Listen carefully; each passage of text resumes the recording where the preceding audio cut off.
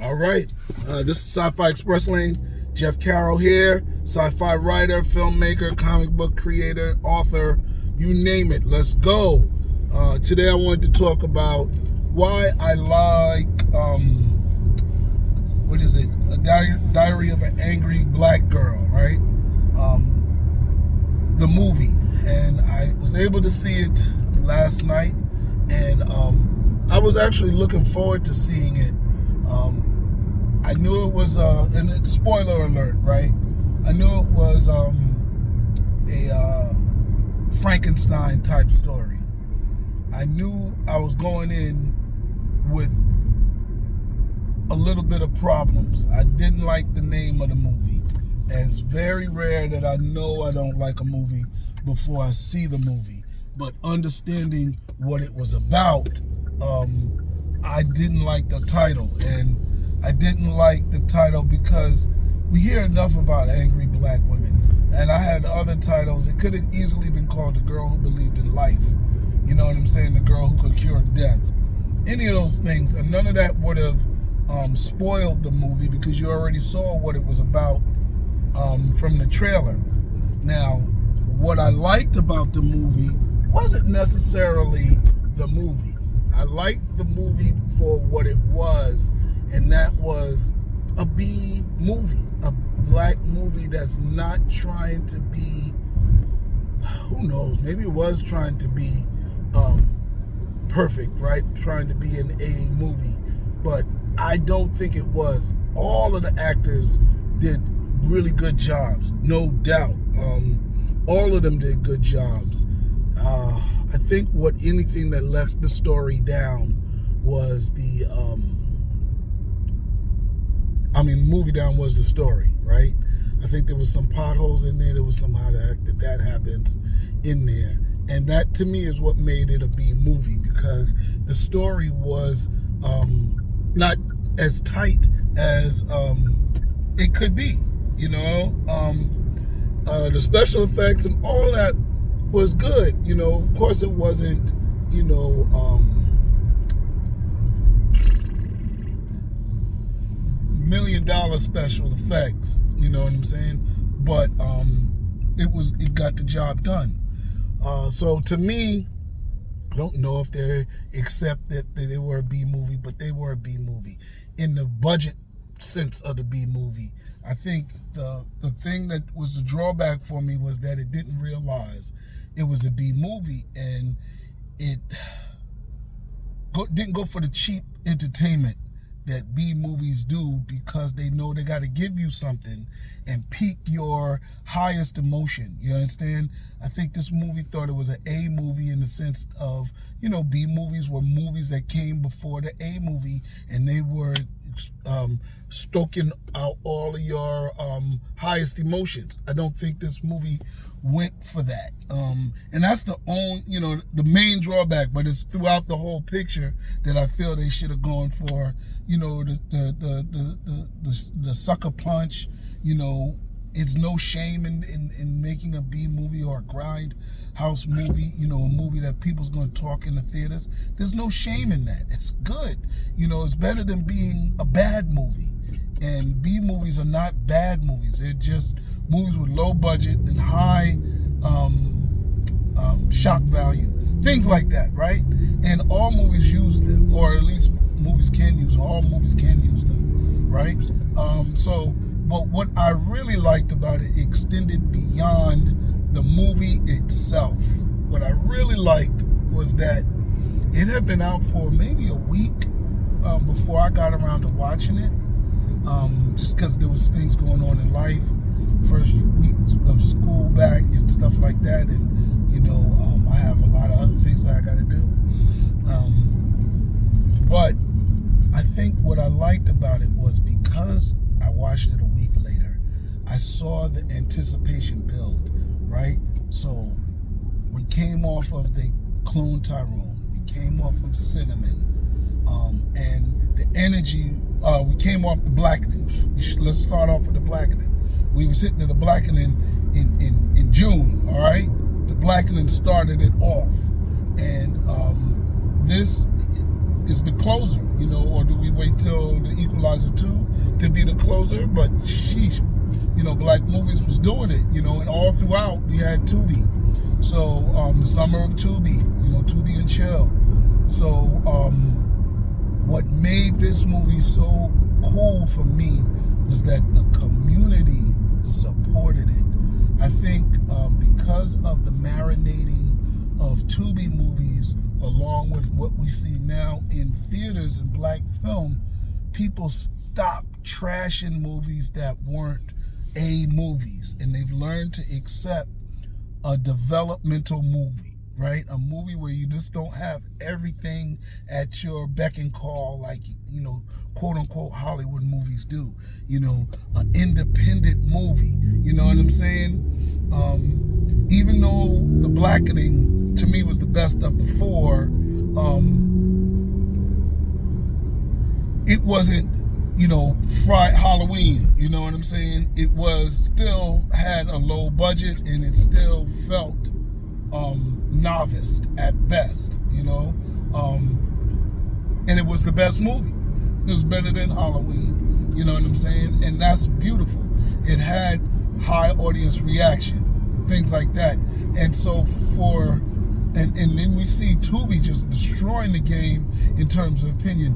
People can't talk about Tyler Perry anymore because Tubi movies are like a Tyler Perry film festival. Everybody's got, cheap angles, props that might fall, weird gunshots, people just falling. You know what I'm saying? They have qualities that B movies have. But guess what they also have that B movies have? Fans. People wanting to see those movies. So the value isn't always based on the high level of praise it gets. It's a popular vote. Is it getting people to view it? There you have it. They're doing it. So then the bar is now low because, when people used to see, and mind you, I still think my movies is very competitive, right? My first movie, Holla If I Kill You, can still hang with the best Tubi movies. Why do I say that? Because the story is tight. What makes movies kind of fall off the mark is that their story it falls apart, and that takes away the entertainment value, and then sometimes they just don't give you anything else, so that's when you come up with a corny or, just a bad movie where the story is not hitting and they don't give you anything else. If you watch a movie with a good story, almost everything else can kind of fall apart because the story holds it together. The story is the skeleton, and so that's really what it is. But in terms of holding movies together and B movies, but what I like about B movies being accepted now, and nobody's saying, people's always going to try to diss, but you can't diss a movie that's making money and that people like. People tried to diss Tyler Perry. I got friends that be like, I'll never be in a Tyler Perry movie. Yeah, it is what it is, a Tyler Perry TV show. Yeah, some actors don't want to be in B movies until things get tight. Till you start seeing Samuel Jackson on Snakes on the Plane, or, just other, attempts at being high-budgeted B movies. Look at Sharknado. People was dying, all types of actors was coming back, not, the A-list actors, but the B-level actors or the old A-list, and they used to diss B movies. Now they, find their way to be in a big B movie. And that's a big budget B movie, Sharknado. But people was trying to be in it, so again, I think The Expendables, to me, with Sylvester Stallone, his franchise, I think it doesn't get that it's a B movie franchise. Fast and the Furious have gotten that. Fans are upset that it's a high budget B movie, but it knows how to stoke the scenes and give you things. So yeah, there's a difference between Fast and Furious franchise and Expendables is a lot of money separates them, but also it's them embracing it. I think maybe they're starting to embrace it now, but it's sort of too late, and I still don't think they know how to do it as well as Fast and Furious. I mean, I think they just think it's a big secondary league for old A actors, you know. Oh, you're not doing no movies no more, come on. Whereas Fast and Furious is also using it as a developmental league. He putting on young, fresh actresses and actors. Yo, he's keeping it frosty. Meanwhile, still giving you the high over-the-top stuff that is always giving you. And as a B movie advocate, right? As a B movie advocate, I'm happy, you know, for the change in the audience perception, the respect that B movies should get, because it's an art in itself. It's not something that you just say, oh, you don't have money, go make a B movie. You got to understand what you're doing. You got to know what you're doing. You got to go over the top. You got to give them something. I mean, Texas Chainsaw Massacre ain't a classic by accident. Ain't too many movies came out after Texas, even now, tried to duplicate what Texas Chainsaw Massacre did.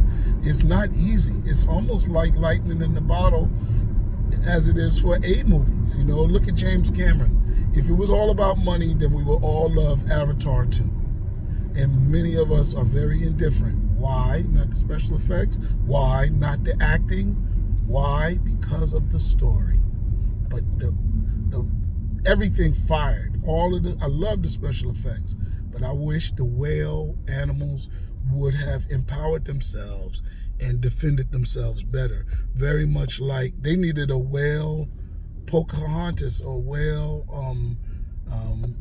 Jake Sully to say to them, yo, I was on the other side with the other whales and we need to band together and fight back. You know what I'm saying? It's like, no, you know, he could have played out differently, but he did the same thing, you know, over and over. So that was my improvement that they could have made. But anyway, yeah, the B movies are a beautiful thing. They're an art of their own. They are for enjoyment, which is what all films should be about. You know, I don't necessarily want to see a movie that's going to make me sad. I need to feel better. We live in dark times right now, so I don't want to, I'm not that type of person. I don't know too many movies that are sad that people enjoy. It was a sad ending, man. But no, it made me cry, but it was good at the end. What they went through was horrible, but when they got there at the end, it was better. So that's what people want to say, in my opinion. But all right, that's about it. I'm gonna wrap up. Put this video down a little bit early, but like, subscribe, share, and comment. I'm happy that the B black viewership, B movie black viewership is finally holding, you know, and thanks to Tubi and really thanks for y'all appreciating the Diary of an Angry Black Girl, which should be called The Girl Who Could Bring Back the Dead, or Girl Who Could Cure Death. So that's a better one. The Girl Who Could Cure Death. So anyway, I think it gives us a lot of room for us to move forward. I think now, hopefully, we'll see the pressure let off a little bit, where, you know, you can present something. I mean, I got titles like The Black Nun versus Krampus, Killing H.P. Lovecraft, or something, the Haunting of H.P. Lovecraft, who knows? Baba versus Bigfoot. These are my stories that I want to come out with. I have scripts for them, comic books for them. So now I can pitch them. And I'm not asking for millions of dollars, because I want to have fun with them. I don't want to have the pressure of 50 chefs in my writer's room. So thank you very much. That's why I like the Diary of an Angry Black Girl. All right, y'all. See you on the B movie Black B movie theaters.